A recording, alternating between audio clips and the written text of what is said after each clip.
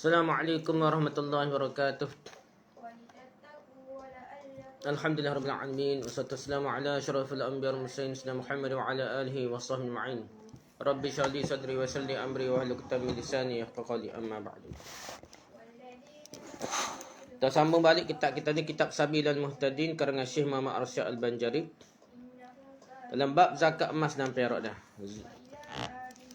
Babu zakatin naqdi dah. Nukut lah, duit dah, emas dan perak. Nisab emas itu 20 misqal. Dan nisab perak tu 2 rams. 200 dirham. Emas 20 misqal. Perak 200 dirham ni. Menurut timbangan kota Mekah. Kerana Nabi SAW bersabda takara zakat itu adalah takara Madinah. Dan timbangan itu adalah timbangan Mekah. Timbangan ni berat. Mah tu timbel berat setelah mana tu.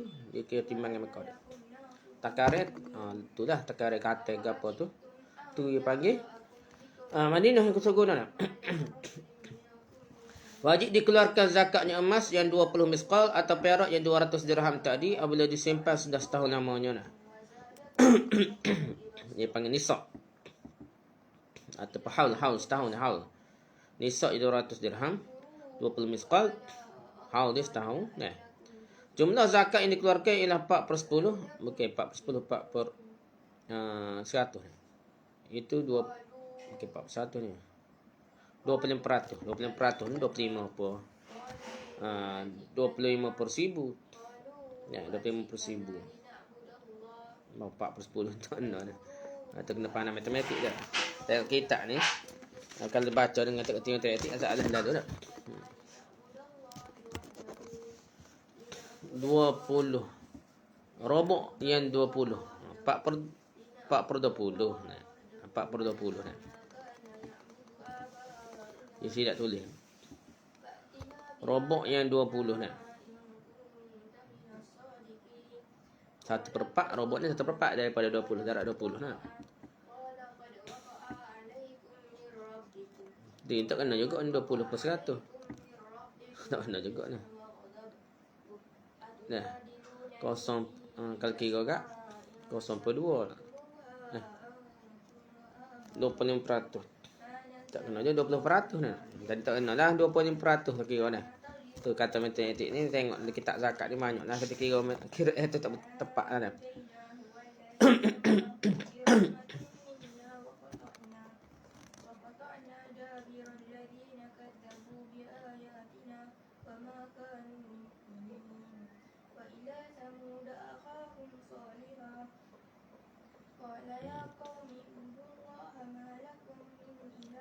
Lima dah.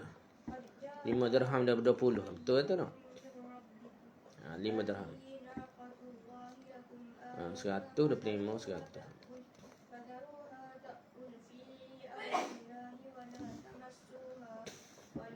Ya gini lah 25%, 25%. 1/40. 1/40 betul dah. 2.5% dah. 2.5%. Itu betul dah. 20. Jadi kalau 100 2.5 dah 1000 25 ya gitu lah. Kalau 40 daripada 40 ya sekian gitu lah lebih kurang. Nah tu dipanggil bukan 4/10 lah. Jadi 1/40 betul lah. Maka zakat yang 20 misqal itu 2 misqal 1/4. Jadi 2 misqal 1/4 tu 1/2 dah. Daripada 20 misqal 1/40 lah. Dan inilah jumlah zakat yang wajib dikeluarkan dan 1/10 dari 200 dirham ialah 20 dirham. 200 dirham tu jadi berapa dirham tak? Dia 25% daratnya 200 dah.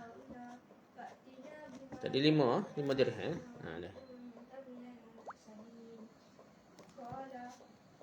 5 dirham dan 1/4. 5 dirham tu 20. Dari 20 dirham tu dan 1/4-nya daripada 20 dirham. Maksudnya 20 darab 1/5. Jadi 5 dirham lah. 1/4 5 dirham lah. Istilah dia ni. Jadi dia bukan 20 dirham. Dia 20 dirham dari 1/4-nya, iaitu 1/4 darab 20 jadi 5 dirham, benar dah. Dan daripada 200 tu 5 dirham zakatnya. Dan 20 adalah 5 dirham sebagai zakatnya. Jadi penybelit kena pandai matematik dah. Soalan matematik pun gitu dah.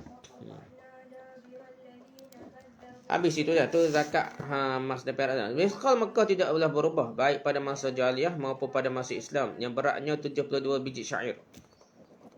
Dia timbel lah, ada timbel 72 biji syair yang kulitnya dan kedua hujungnya dibuang yang halus dan panjang. Ni zaman dulu dah syair ni dah. Dia ganda kasar dah. Sedangkan dirham Mekah di masa Islam selalu berubah-ubah. Dan dirham di masa jahil dari dirham di masa jahiliyah. Jadi masa jahiliyah tak berubah, masa Islam berubah. Dan yang dimasukkan dengan dirham zakat ialah harta ialah dirham yang ada di masa Islam. Maka satu dirham beratnya 52/5 biji syair. 22/5 kan, tahu tak? 20.5 kan tidak biji syair. Kalau satu dirham ditambah dengan 3/7-nya maka menjadi miskal. Dan kalau satu miskal yang 200 itu ialah 140 miskal. Jika timbang 20 miskal itu dengan bungkal yang beratnya 6 suku setali, maka jumlahnya kira-kira 2 tal emas. Dan jika ditimbang dengan rial bulat, maka jumlahnya kira-kira 3,5 rial. Dan jika ditimbang yang 200 dirham dengan rial bulat, maka jumlahnya kira-kira 24 rial. Ini cerita dulu berlaku. Lantas rupa berlaku dah. Sambil ni duit kertas so dah. Rial dulu lain dah daripada rial dulu dah. Kita dulu duit kita Kelantan ke pitih dah panggil istilahnya. Lepas tu pada ringgit Malaysia, ringgit Malaysia apa berubah-ubah macam nak turun gemah pun berubah-ubah dah. Berubah dengan nilai duit lah dah. Pasal naik turun sama dah.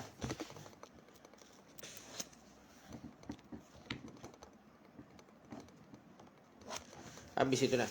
Kalau emas dan perak lebih dari senisab, wajiblah juga memasukkannya ke dalam jumlah nisab sekalipun hanya sedikit. Jadi emas dan perak tu dia kena capur lah. Dia cukup senisab lah. Kerana tidak ada waqas dalam zakat emas dan perak seperti yang telah diterangkan dahulu. Dan juga tidak boleh dicampur antara emas dan perak dalam hitung nisab.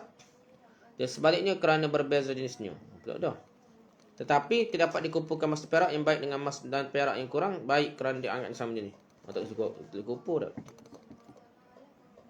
Jadi kira gini lah, kira sama-sama emas, sama-sama emas, perak sama-sama perak dah. Dan ni nyata kira kita kira capur dengan hak duit, nilai duit dah.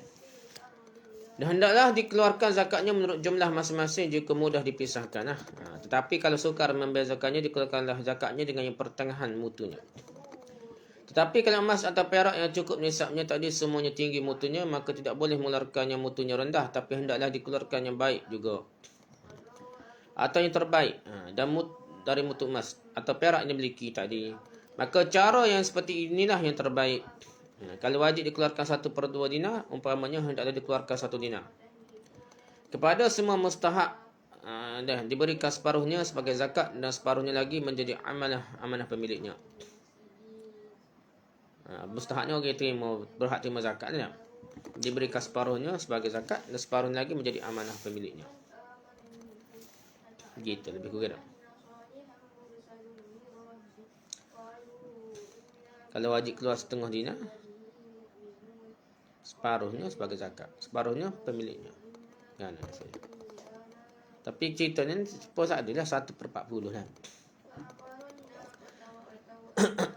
Tapi lah ni ialah mata wang mah tu.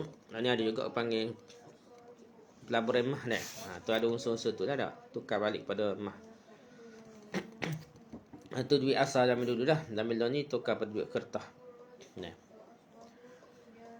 Jadi nilai duit tu nak kira jugalah. Dah. Jangan orang setengah. Ada setengah dia buat fatwa pelik dah. Dia kata duit kertas ni tak kena zakat. Hak kenanya duit mah. Tu karut dah. Pasal sekarang ni duit kertas tu telah ganti emas. Sepatutnya duit kertas tu ganti emas yang simpan di bank negara dah.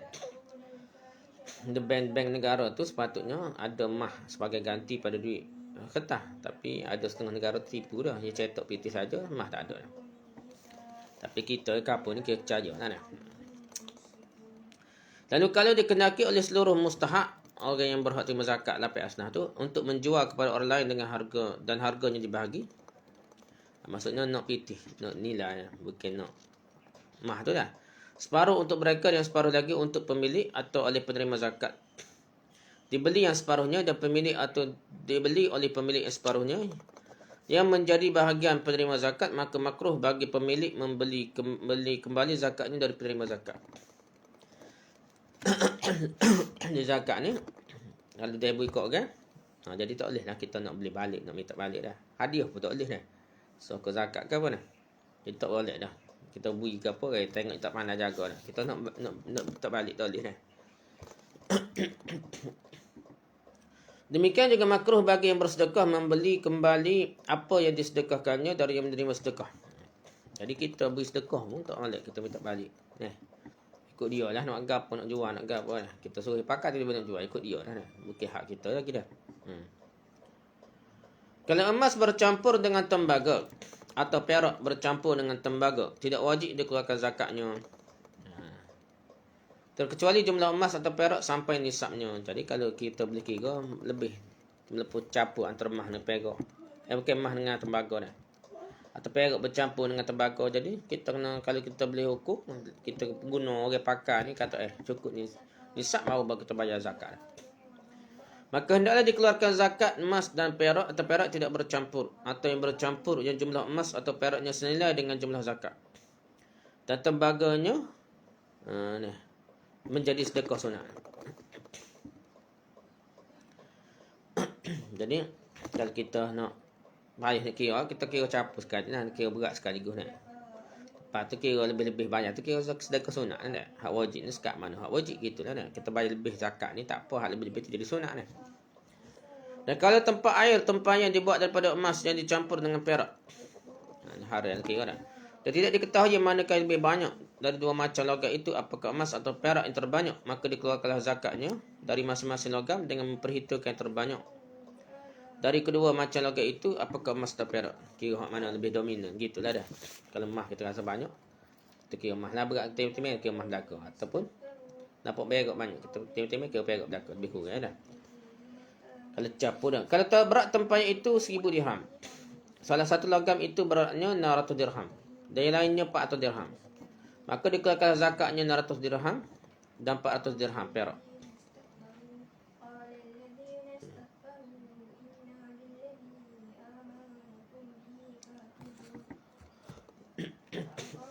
Jadi 600 dirham, 400 dirham perak. Tidak boleh dikeluarkan emas seluruhnya sebagai zakat dari dua jenis logam tadi, kerana emas tidak memadai menjadi zakat perak. Zakat perak tak boleh nak. Ya kita ke zakat zakat emas tak boleh diganti pada zakat perak. Benda tu perak kan. Dan juga perak tidak memadai dikeluarkan menjadi zakat emas dah. Tak pada. Yang emas perak dah.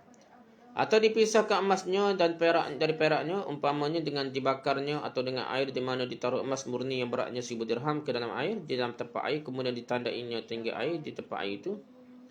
Kemudian dikeluarkan emas dan setelah itu dimasukkan lagi perak murni seberat 1000 dirham dan ditandai tinggi air dalam tempat air itu. Ini cara dia ambil dulu. Maka tanda tinggi air dikala dimasukkan perak lebih tinggi dari tanda dikala dimasukkan emas murni, kerana volume perak lebih besar daripada volume emas. Gitulah memanglah berat emas lagi dah daripada perak. Setelah itu dikeluarkanlah perak lagi diletakkan dalam air itu di tempat yang dibuat, dan emas dan perak dan ditandai tinggi airnya dan adalah tanda yang bercampur itu di antara dua tanda yang terdahulu. Kalau tanda emas yang bercampur dengan perak itu mendekati ke tanda perak murni, maka perak lebih banyak dari emas. Dan jika tanda yang bercampur lebih dekat dengan tanda emas murni, maka emas lebih banyak dari perak. Dan kalau tanda emas yang bercampur tadi berada di antara dua tanda dan kedua macam logam murni tadi, maka jumlah emas dan peraknya sama. Jadi dengan cara itu dapat diketahui kadar kedua macam logam campuran itu dengan perbandingan jarak antara tanda emas murni dan perak murni. Cerita panjang-panjang ni kalau kita ada teknologi moden lebih cepat mengenali boleh kira unsur emas dan perak tu, kalau benda campur lebih baik lah guna hak tu lah. Kalau jarak emas campuran tadi dengan jarak perak murni sebiji gandum dengan emas murni 2 biji gandum, maka emas tempanya itu adalah 1/3 dan peraknya 2/3. Ini kira-kira lah lebih kurang. Tahu mana banyak dah perak dengan emas. Kalau kira sini kan macam perak banyak dah 2/3 dah. Emas tu 1/3. Jadi lepas tu baru kira zakat dia dah. Dan jika antara tanda emas murni sebiji gandum dan dengan perak murni 2 biji gandum, maka berarti emas tempanya itu 2/3 dari peraknya 1/3. Dan kalau tanda yang bercampur tadi sama jauhnya kepada kedua tanda emas dan perak murni, maka berarti separuh tempanya itu emas dan separuhnya perak. Dengan cara ini dapatlah diketahui kadar emas dan atau perak dan tempanya yang bercampur, dan dikeluarkanlah zakatnya menurut persentasenya, logamnya masing-masing. Okay, makruh sultan ketua negara membuat dinar atau dirham atau lainnya yang bercampur dengan tembaga. Tak secampur lah logam lain lah. Sekalipun yang masalah aku lagi tembaga tu ada nilai setara mana pun. Namun sah sahaja diberjual beli dengan mata wang tak dia. Jadi negara lah bertanggungjawab lah. Bank negara ke apa dia akan kontrol lah, kawal lah. Demikian juga makruh bagi yang selain sultan membuat dinar atau benda lainnya. Baik dengan dicampur atau tidak. Dan kalau dibuat bercampur dan bercampuran lebih banyak dari yang dibuat sultan, maka hukumnya haram. Jadi kalau dia tipu lah, ada unsur tipu tu duit palsu jadilah. Duit palsu tu haram lah. Jadi benda ni tanggungjawab pemerintah lah untuk kawal duit palsu. Dan biarnya lebih ada standard yang jelas. Kita lain duit kertas nak duit kertas ni dia buat lah supaya sampai PR-nya payah orang cetak nak tiru dah. Payah orang buat duit palsu supaya berniaga dalam negara tu hanya duit-duit yang cetak oleh bank negara dah. Tidak wajib mengeluarkan zakat perhiasan yang dipakai oleh orang yang diperbolehkan memakannya. Jadi mengikut mazhab kita, jumhur lah ulama dah. Kalau perempuan terpakai emas ke apa, tak wajib zakat. Tapi kena ingat, ada ulama yang besar jugalah hak kata wajib bayar zakat walaupun tina terpakai emas dah. Dan lagi tidak makruh memakainya seperti gelang, keroncong bagi perempuan dengan syarat diketahuinya bahawa untuk perhiasan dan bukan untuk disimpan dah. Untuk perhiasan. Simpan jadi macam piti lah dah. Dia kena pakai sama lah. Baru dia kata pakai lah. Bagi perhiasan. Tapi jangan buat sepelek dah. Pakai setahun sekali. Baca tak saya bakar, baca nak saya pen. Baik bayarlah, nak berhati-hati. Pasal ada ancaman orang tak bayar zakat ni. Walaupun dia pakai dah. Tapi kalau diketahuinya umpamanya didapatinya dan dari perwarisan dan dari keluarganya, dan baru diketahuinya sudah berlalu setahun, maka wajib zakatnya. Dia tak pakai dah. Dia setahun sipir dah. Tok dia nak sipir dia. Atau sako ke apa. Lepas tu baru setahun. Lepas tu baru kahwin. Ada sipir ni tak pakai setahun dah. Maka dia wajib bayar zakat lah. Demikian juga tidak diniatkan untuk disimpan, wajiblah dikeluarkan zakatnya. Walaupun juga dah tak niat sipir pun kira kena zakat. Wajib dikeluarkan zakat perhiasan yang haram memakainya. Awak jatuh per hari apa nak pakai nak bayar zakat lah. Dan makruh memakainya baik dari emas atau perak.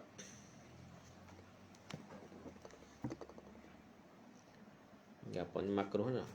Keadaannya haram pakai lah tak. Kita gini, atau perhara atau pemakruh lah, tak kira dah. Dia kira kena bayar belakang. Baik berbentuk perhiasan atau tempat air seperti terangkan di atas. Jadi tempat air ni, ya boleh jadi hara dah. Kalau pengen makuk gelas sudu ke apa, hara lah. Dalam hal pakaian dan tempayannya, semua hak kait dengan mah ke apa, pakaian ke tempayan ke, secara umumnya hara dan benda tu untuk pakai tak boleh dah. Syarat zakat emas dan perak selain dari harta rikas dan ma'adin, tambang itu cari gali dah. Hendaknya telah dimilikinya sudah setahun. Tetapi kalau telah sampai nisab selama 6 bulan, kemudian dihutangkan kepada orang lain, maka haul ni tidaklah terputus. Kalau lebih pinjam kau, kita tak putus mengikut mazhab kita dah. Tidak wajib zakat selain dari emas dan perak seperti mutiara, intan, zamrud, yakut, ferus, kasturi, ambar dan lainnya. Jadi tak ada zakat lah. Zakat ni hanyalah emas dan perak dah. Mutiara, zamrud, hamasta mana pun ia tidak kena zakat. Kecuali wak niaga lah. Niaga tu berkaitan dengan zakat perniagaan lah.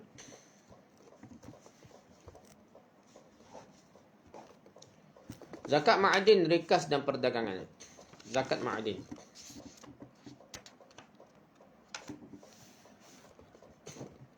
Kalau orang yang mencukupi syarat untuk membayar zakat berusaha untuk menambang emas ni. Apa kata? Cari gali emasnya dah. Atau perak di tanah miliknya, tanah milik sendiri. Atau tanahnya belum pernah dimiliki oleh orang lain lah. Tanah. Kalau kita kata tanah TCP ke sana. Dan diperolehinya senisab. Maka wajiblah mengeluarkan zakatnya sebanyak 25% pada ketika itu juga. Ni kata cari gali ni kena bayar selalu, bukan tunggu setahun dah, bukan haul. Dia jadi macam tanaman lah. Pokok ni bukan tunggu setahun, ya asal keboh. Masa boh tu, masa kutik hasil tu, baru kira dah. Cukup nisab, baru kira 1/10 ataupun 1/20 lah dah. Sama ada 10% atau 5% dah. Disyaratkan pada zakat ma'adin ni, zakat hak kita cari gali ni, nisab lah. Dia cukup dah nisab dah. Kita bicara 20 misqal emas dan 200 dirham. 200 dirham perak dah. Itu dah nisab je dah. Dan ni kira semula dah duit dah. Dan tidak disyaratkan haul. Tak nanti cukup setahun bayar dah. Dan tidak wajib melakukan zakat diperolehi pada tahun yang telah lalu. Sekalipun diperolehinya di tanah miliknya sendiri dah. Hak tahun lepas tu kira suku. Tahun ni hak ni lah tak. Maksudnya tidak capur lah. Macam zakat tanam ni lah. Kita simpan berah tu. Berah tahun lepas ada lagi dah. Berah tahun ni pula tu beda. Jadi kalau capur tu banyak lah kena bayar zakatnya. Hak tahun lepas tu. Dah bergau banyak ke. Dia simpan berah ni boleh simpan dah. Jadi gitu cerita dia. Tak sekira hak tahun lepas dah. Kerana belum diyakininya tentang adanya emas dan perak pada tanah itu terkecuali pada saat memiliki tanah. Kerana mungkin juga saja adanya tambang itu ataupun galia itu, dah bahaya galia itu, mah apa, baru diciptakan Allah pada tanah itu. Mungkin juga baru Allah buat, baru timbul dah. Sebelum ni tak jadi mah dah. Ni popular juga ni, satu nikmat anugerah Allah juga dah. Macam mana satu tempat tu lebih banyak bahaya galia tu, mah banyak, kadang-kadang besi banyak, timuh banyak dah, boksit laga apa dah. Ada setengah uranium dah. Mereka ni di Afghanistan tu kita tak geger dia citong, pengganah, laganah, apa. Ada kata sokong, ada kata tolak dah. Kita tahu ke Amerika ni tubik tu bukan saja tubik. Kerana yang ambil habis dia uranium 3 trilion dah. Bukan bilion, trilion dah ambil dah. Nak yang bui ni banyak yang ambil. Bahan apa? Bahan kau ni lah. Kita bahan sumber tenaga. Sambil ni antara sumber tenaga hebatnya uranium dah, dia kena habis dah. Tapi tak cerita mana lah, susuk dah. Tak jadi besar mana isu dah. Tak dapat isu lain dah. Cerita mereka lagi uranium bahan galia di Afghanistan tak timbul. Hasil yang diperolehi itu dikumpulkan untuk mencukupkan senisab kalau tempat penggaliannya hanya satu lubang. Jadi kupu-kupu lah dia cukup senisab. Dan bekerja bersama terus-menerus dan tidak terputus-putus atau juga terputus-putus kerana satu uzur. Setengah mana dah. Nak kira ni kupu-kupu setengah mana, kira sikut nisan. Umpamanya sakit atau memperbaiki peralatan sekalipun masanya cukup lama tidaklah mengapa. Kalau lubang penggalian itu terdiri dari berapa lubang dan usahanya tidak bersama-sama seperti yang terangkan di atas, maka tidaklah dikumpul hasil yang diperolehinya. Kata sambung tak kumpul pun nak kata tak. Yang terdahulu dengan yang terbaru dalam menghitung nisab. Tak kira. Boleh mari esok. Mungkin bila depan tu lain. Ini tak kira sekali dah. Itulah kira asal. Tapi kalau kita kira nak berhati-hati, ambil lah. Lebih berkat dah. Bayar sedekah sikit. Sedekah ke zakat ke. Biar cukup. Biar apa. Lagi berkat lah harta dia. Hanya dapat digabungkan dan menghitung nisab hasil yang baru tadi dengan yang disimpan umpamanya diperolehinya melalui pewarisan. Nisab ni kalau kira mewaris lah tak. Ada ayah dia apa kata tambah cari mah pergi ke mah dah. Tiba mati dah. Dia siapa setahun terbau kira pewaris dia dah. Kira nisab setahun mana dah. Atau melalui hibah untuk mencukupkan nisab. Kalau orang main hibah tu dia tak ada lah kait dengan cari gali dia dah. Dan kalau nisabnya cukup dengan jumlah yang ada padanya, maka dikeluarkanlah zakat hasil yang kedua tadi, umpamanya hasil menambangnya dahulu sebanyak 19 misqal. Dan hasil menambang yang baru sebanyak 1 misqal, maka yang 19 misqal tidaklah wajib dikeluarkan zakatnya. Tapi yang 1 misqal wajib dikeluarkan zakat kalau sudah dimiliki 19 misqal selain dari hasil penambangan. Terperhitungkan awal haul yang 20 miskal sudah cukup nisabnya. Jadi start 20 kira dia start daripada hak cukup 20 kan dah. Dan 19 miskal tak cukup lagi 20 miskal. Kira nisab zakat ni siapa cukup sah lagi buat hari bila depan baru campur dah. Jadi dia kira zakat simpanan dah. Nah, dia tidak kira zakat tambah. Zakat tambah ni masuk terima mula dah.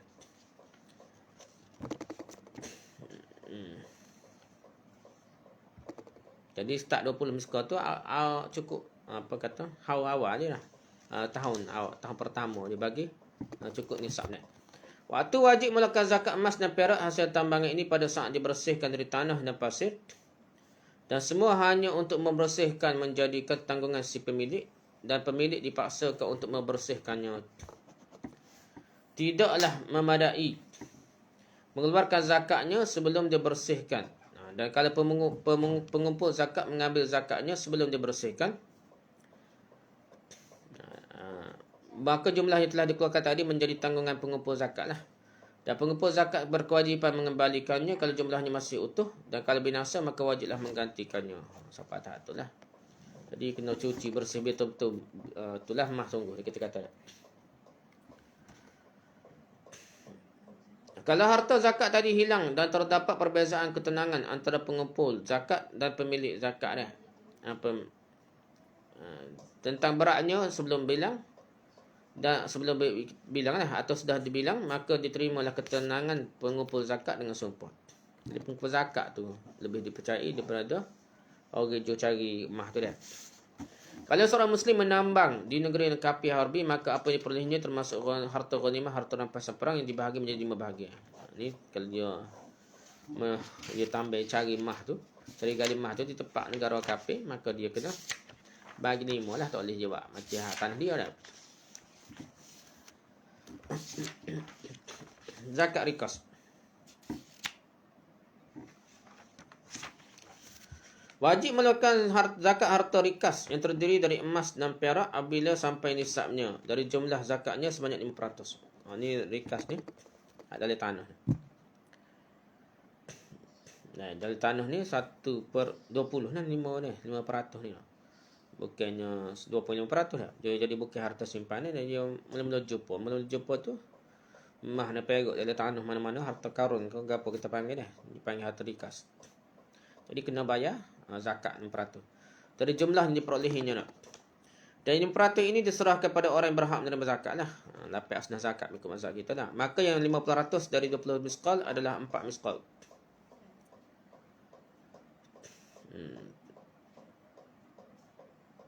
Dan 5% dari 200 dirham adalah 40 dirham. Itu dah ada. Jadi 200 bagi 20 bagi 100 20 bagi 10 20.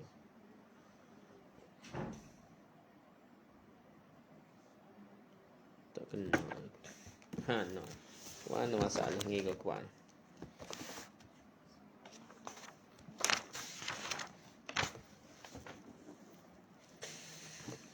Zakat madan sudah ada.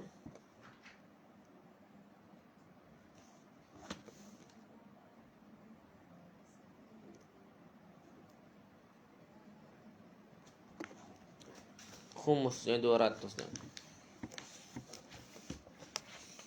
Bukan 5% ni salah. 1/5. Khumus.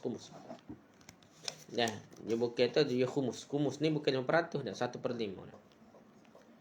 Dan kita asal dia kata. Khumus ni 1/5. Rikas ni dia bukan zakat. Dia tak boleh 25%, bukan 5% dah. Salah ni. Khumus 1/5. Tu jadi 40 dirham ni nak.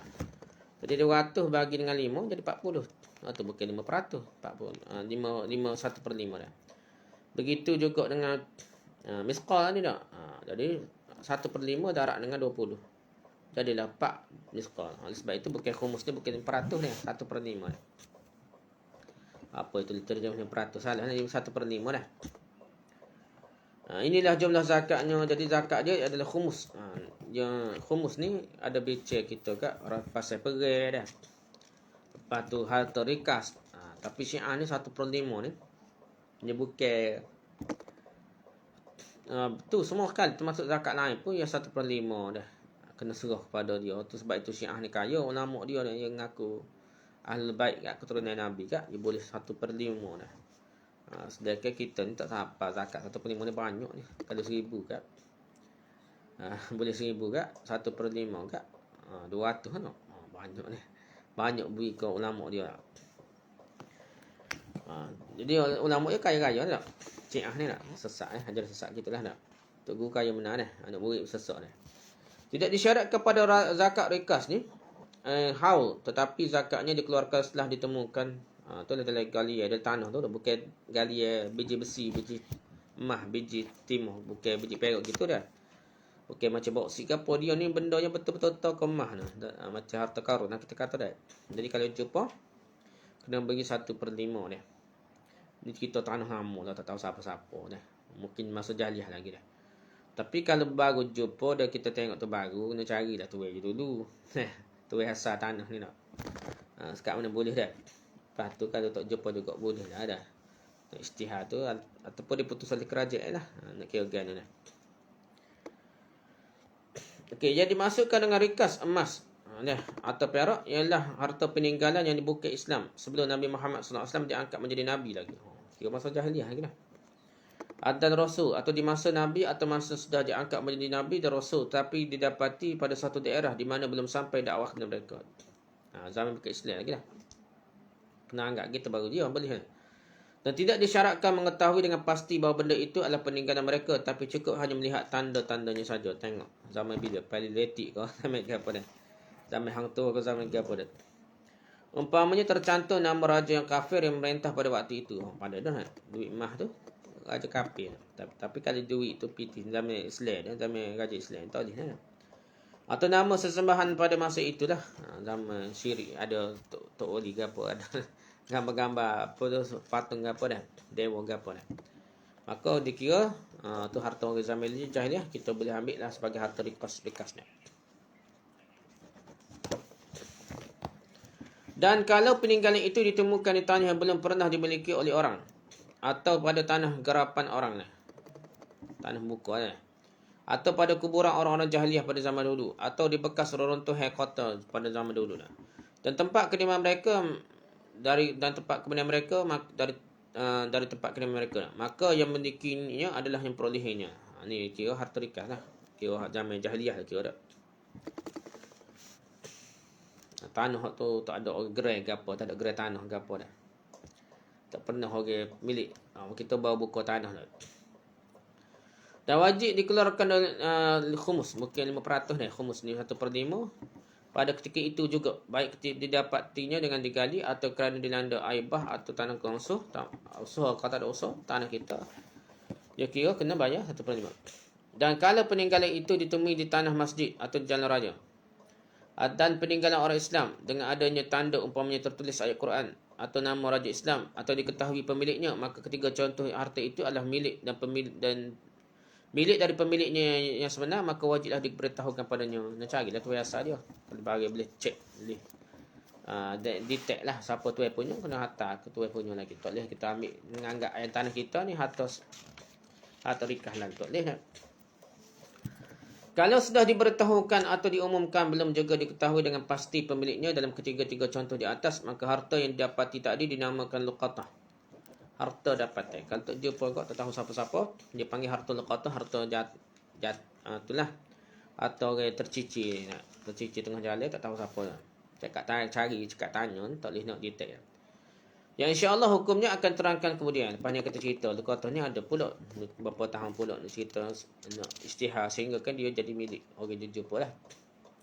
Harta peninggalan ini tadi wajiblah diumumkan kepada orang banyak selama setahun. Seperti pengumuman barang luqatah yang ditemukan tanah. Serupa dengan luqatah lah. Kalau kita jumpa duit ke apa, isytihar sampai setahun. Bila sudah sampai setahun, boleh baginya yang menemukannya memakannya sekalipun pemiliknya belum ditemukan lagi. Boleh guna lah. Demikian juga, ni atas pemerintah lagi. Ada perbaikan, ada setengah tak boleh juga. Tapi asal hukumnya boleh lah. Pertama dulu tidak ada Baitul Mal dengan sistematik, ada tidak ada sistem yang kata yang detail. Jadi semua tu orang rakyat pun boleh kontrol. Oleh sebab itu sistem penjara apa ni satu kos yang tinggi dah. Jadi kalau tak ada pun jam dulu kat lebih baik jadi hamba dah. Demikian juga kalau tidak diketahui keadaan harta peninggalan itu, apakah peninggalan orang kafir ataukah orang Islam tinggal harta tersebut. Kalau tidak ada tanda-tandanya yang jelas, umpamanya peninggalan itu berbentuk emas urai atau pakaian atau perabot rumah tangga yang dipakai oleh orang kafir jahiliah dan oleh orang Islam juga, maka juga termasuk barang-barang luqatah. Jadi kita kira luqatah lah, bukan kita kira rikas lah, luqatah. Kalau harta peninggalan itu ditemukan di tanah milik orang, maka harta peninggalan itu adalah milik yang memiliki tanah. Dan jika diakui oleh orang yang menemukannya bahawa barang itu adalah miliknya, maka harta tadi boleh diambilnya tanpa melalui sumpah. Jadi kalau orang mengaku tu tanah mengaku hak dia kat, tak boleh nak buat tu lah. Dan kalau tidak diakui miliknya, maka harta peninggalan itu menjadi milik yang memiliki tanah yang terdahulu kalau diakuinya pemiliknya. Kalau ada tanah, tuai tanah dulu dah. Kalau tak ada tanah dia baru buku kat baru tu orang jumpa lah. Tetapi kalau tidak diakuinya, maka harta peninggalan itu menjadi milik pemilik tanah yang terdahulu lah. Demikianlah sampai kepada pemilik tanah yang pertama, maka harta peninggalan itu menjadi milik yang memiliki tanah yang pertama sekalipun ia tidak mengakuinya. Kalau tanah yang belum dimiliki oleh seorang kemudian dimiliki oleh seorang yang lain, maka apa sahaja yang ada pada tanah menjadi miliknya, termasuklah harta peninggalan yang ada dalam tanah itu. Kerana itu kalau tanah itu jual, tidaklah termasuk peninggalan yang ada dalam tanah. Kalau jual pun tak termasuk ada dalam tanah ni. Ada becek lah. Ada becek kok sampai ke pokok dah. Ada setengah ulama kata termasuk sekali pokok-pokok atas tu. Ada tanah tak termasuk. Ada kata tak termasuk dua-dua. Ada kata macam-macam lah. Kita kiranya tak termasuk lah. Ada tanah tu bukan cara tanah nasib terjumpa dah. Jadi kena kembali pada tuai asal. Tuai tanah asal. Kalau temukan harta peninggalan di tanah si Zaid, umpamanya kemudian datang orang lain yang mengakui bahawa harta peninggalan yang didapati di tanah itu adalah miliknya, maka hendaklah dilihat kalau yang mengakui itu si Zaid, maka harta peninggalan itu miliklah si Zaid. Tapi kalau si Zaid tidak mengakuinya, maka menjadi milik orang yang dibenarkan oleh si Zaid. Itu yang tanah asal dah. Bukan tu tanah hak. Tu tanah hak baru tu. Jadi di atas dia percaya ke tak percaya lah. Kalau dia percaya orang ni mengaku dia betul, dia terima. Kalau dia tak boleh lah. Dia kena pakar hak tu tanah hak asal. Pasal dia tahu dia beli mana, dia ambil mana kan. Masalah tanah hak ni buka dia bukit mana dah. Jadi tanah hak ni siapa dia nak. Tapi lah ni biasanya kerajaan dah. Tanah kita lah ni pun milik raja dah. Milik raja kita ni dah. Tanah mana-mana pun milik raja dah. Pasal apa? Sebabnya apabila jadi buat pembangunan ke apa, kuasa raja tu boleh rampas lah. Dan dia boleh nak beri pampasan ikut dia lah. Jadi walaupun atas rumah kita tak ke apa pun, kuasa raja, kuasa kerajaan situ. Kalau datang dua orang yang mengakuinya, yang satu sebagai penjual tanah itu dan yang satu lagi sebagai pembeli tanah itu,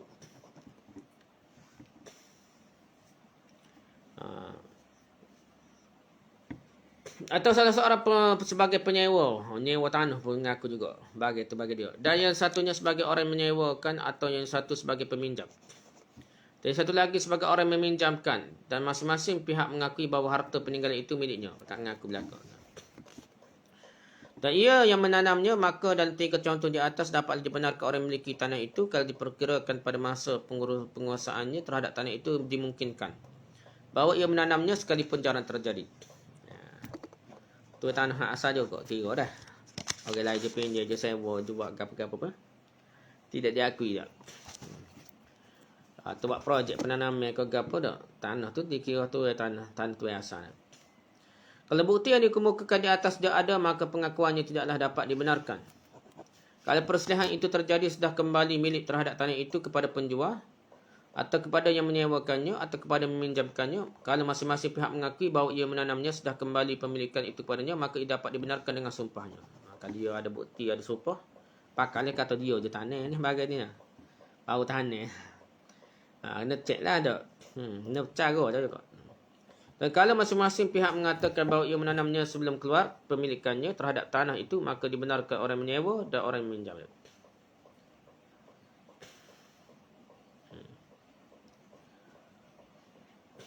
Jadi kalau dia ngaku je tanah lah tak. Tanah tu sebelum orang sewa atau orang minjal lah tak. Jadi atas orang kena cek lah, kena cari bukti lah. Mungkin orang ni kata dia tak ada tanah ke apa, barulah ada bukti lah. Maksudnya cerita panjang-panjang pun ceritanya mesti dibuktikan dengan carilah berbagai-bagai cara supaya dibuktikan siapa tu asal rikasnya. Setakat itu sajalah perbincangan kita. Kita bincang ini 3 perkara. Nah, pertama zakat emas dan perak.